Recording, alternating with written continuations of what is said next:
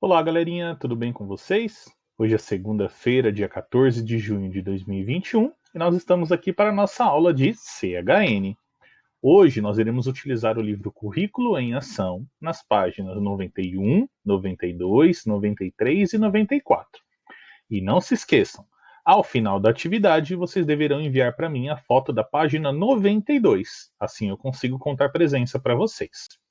Hoje faremos a atividade 1.2. Nós iremos conversar um pouquinho sobre a característica cultural da população do bairro ou cidade e das famílias dos estudantes. Então é o seguinte: quando a gente fala sobre a cultura, nós percebemos que o nosso país existe muitos povos. Olha que legal nessa imagem.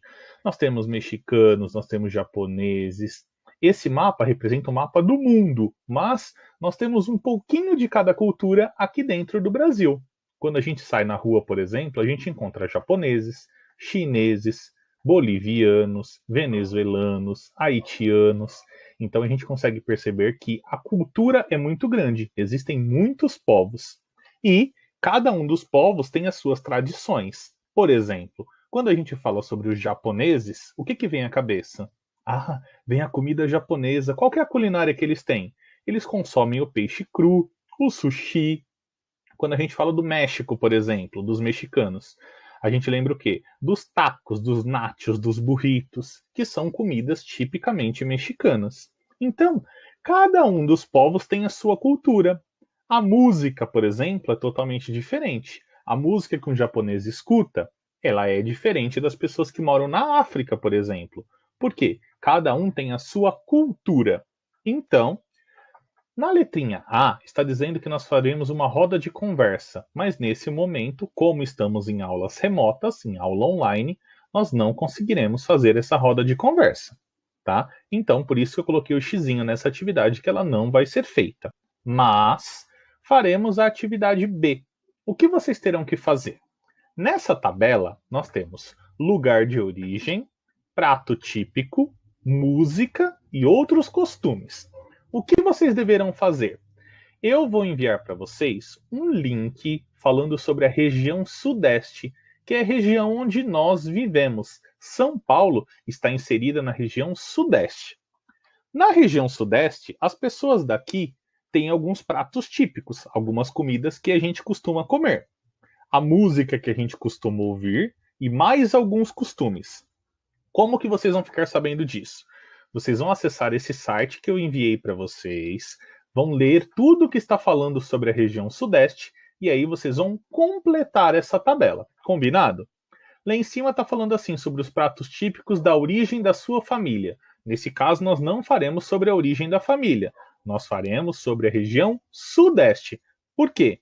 Para que todos consigam fazer a mesma atividade, para que a gente possa fazer a correção na próxima aula. Beleza? Depois faremos a letrinha C. Na letrinha C, nós vamos pesquisar uma receita. Só que olha que legal. Nós não vamos pesquisar a receita da origem, das famílias ou então da região Sudeste.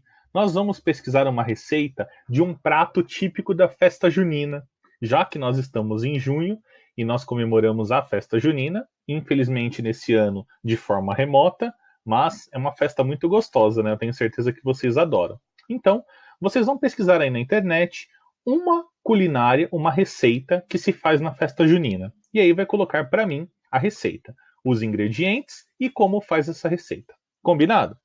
Professor, o espaço que tem no meu livro é muito pequeno. O que eu faço? Faz numa folha de caderno, depois você recorta, cola nesse espaço e dobra. Beleza? E para finalizar, a parte número 2, nós vamos conhecer um pouquinho sobre a origem dos hábitos alimentares do povo de São Paulo. Vamos lá. Cultura e folclore paulista, culinária e pratos típicos. A base da culinária típica do estado de São Paulo carrega as características do início do povoamento das terras paulistas, fruto do encontro entre as culturas indígenas e europeias através dos primeiros colonizadores portugueses. Ao longo dos séculos, influências de outros povos foram agregando novas cores e sabores ao jeito de se alimentar em São Paulo. Então é o seguinte: Lembra que lá no começo, lá na parte do descobrimento do Brasil, quando os portugueses chegaram aqui, o que começou a acontecer? Toda a nossa culinária, todas as nossas características se baseavam no que os portugueses trouxeram. Porém, ao longo do tempo, vários outros povos começaram a chegar aqui a São Paulo. Então, nós fomos nos acostumando com as características de cada um, se alimentando de pratos típicos diferentes e modificando a nossa cultura. Os colonizadores portugueses que se embrenhavam e por aqui chegavam acabavam incorporando os hábitos alimentares e agrícolas dos índios tupis-guaranis para sua subsistência. Os principais produtos paulistas nessa época eram as farinhas de mandioca, de trigo ou de milho. Por exemplo, a farinha de mandioca era o alimento preferido dos bandeirantes, uma vez que durava bastante tempo e era de fácil acondicionamento, o que era ótimo para suas longas expedições. Com o milho acontecia o mesmo.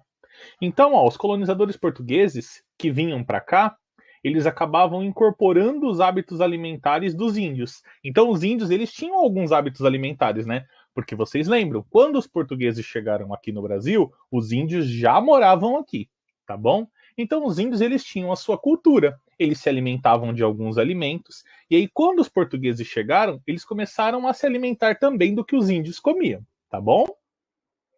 Os bandeirantes costumavam plantar feijão, abóbora e milho durante o percurso para comê-los no retorno de suas viagens, ou mesmo para o benefício de outros aventureiros. O milho ainda permanece como um alimento importante para a nossa cultura. Ele é a base para a produção de farinha, canjica, curau, pamonha e uma variedade enorme de produtos que ainda fazem parte da alimentação básica do paulista. Outros itens muito frequentes nos hábitos dos primeiros paulistas foram o pinhão, a jabuticaba, o araçá, o cambuci, a pitanga, a carne de caça e os peixes. O tradicional virado à paulista, uma mistura de farinha de milho com feijão, também surgiu na época dos primeiros colonizadores, fazendo parte do kit de sobrevivência das viagens dos bandeirantes. Além do virado, integravam o kit o toucinho e a carne seca, alimentos que permitem um maior tempo de conservação. A título de curiosidade, podemos citar o hábito de consumir o içá, que é a formiga tanajura ou saúva vermelha, seca e torrada com farinha de mandioca, inclusive com alto valor nutritivo, típico da alimentação indígena e que se estende até hoje no Vale do Paraíba. Então, temos aqui falando de um prato tradicional, que é o virado paulista, tá? Onde ele se utiliza a mistura da farinha de milho com feijão, o toucinho e a carne seca também é colocado. Por que eles consumiam esse tipo de alimento? Porque como eles faziam viagens muito longas de navio nas embarcações, eles demoravam muito tempo para chegar nos lugares. E naquela época não tinha geladeira para que eles pudessem deixar todos os alimentos deles conservados. Com isso, eles precisavam comer alimentos que não estragavam tão fácil, tá bom? Quando chegaram, os imigrantes europeus trouxeram novos hábitos alimentares, com pratos e iguarias que, com o tempo, foram totalmente incorporados no cardápio do paulista. Trouxeram para o Planalto Paulista a cultura do trigo, da uva, do figo, do marmelo e da cevada. Então, olha que legal. Quando os europeus começaram a vir para cá, eles trouxeram também a cultura deles. E aí, eles acabaram incorporando no cardápio do paulista. Então, aqui em São Paulo, nós começamos a consumir esses alimentos. Assim, dos italianos vieram as massas e as pizzas, cuja adaptação paulista tornou-se bastante peculiar e diferente da original. Dos sírios e libaneses vieram as esfirras, os quibes e outros. Os japoneses com o chá, sushi, sashimi e uso de ingredientes como o tofu e o shoyu.